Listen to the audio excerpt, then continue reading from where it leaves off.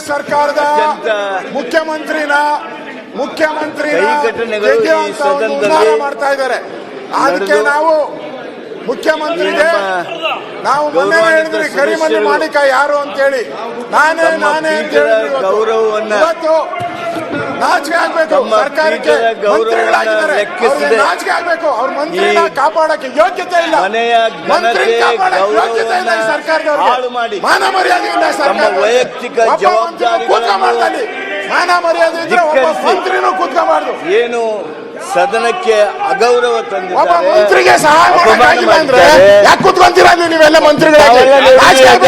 ನೀವು ನಾಳೆ ನಿಮ್ಗೂ ಆದ್ರೆ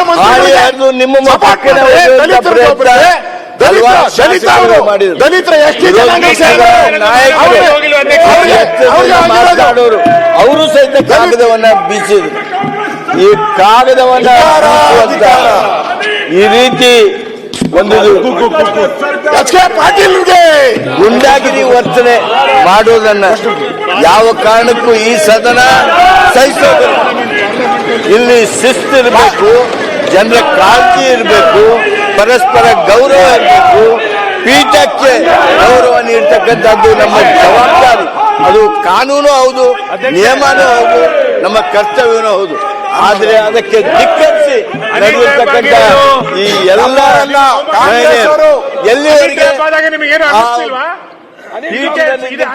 ತಮ್ಮ ಮಕ್ಕಳಿಗೆ ಬಂದು ಹೆಗಲು ಹಚ್ಚುವಂತ ಸಂಸದೀಯ ಸಚಿವರಿಗೆ ಅನ್ನಿಸ್ತಿಲ್ವಾ?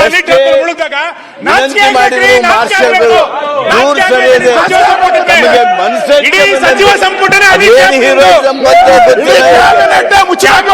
ನಮ್ಮ ಸದನಕ್ಕೆ ಅವಮಾನ ಆಗುವ ರೀತಿಯಲ್ಲಿ ಏನು ನಡೆದುಕೊಂಡ್ರು, ಏನು ಕಾಗದಗಳನ್ನ ಬೀಸೋದ್ರ ಮೂಲಕ ಅನಾಗರಿಕ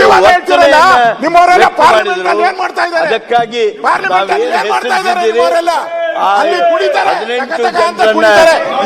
ದಯಮಾಡಿ ತಾವು ತಕ್ಷಣದಿಂದ ಜಾರಿಗೆ ಬರುವಂತೆ 6 ತಿಂಗಳವರೆಗೆ ಸದನಕ್ಕೆ ಬಾರದಂತೆ ತಡೆ ಹಿಡಿಯಬೇಕು ಹಾಗೆ ಅಂತ ಹೇಳಿ ನೀವು ತಂದಿರ್ತಕ್ಕಂಥ ಇದಕ್ಕೆ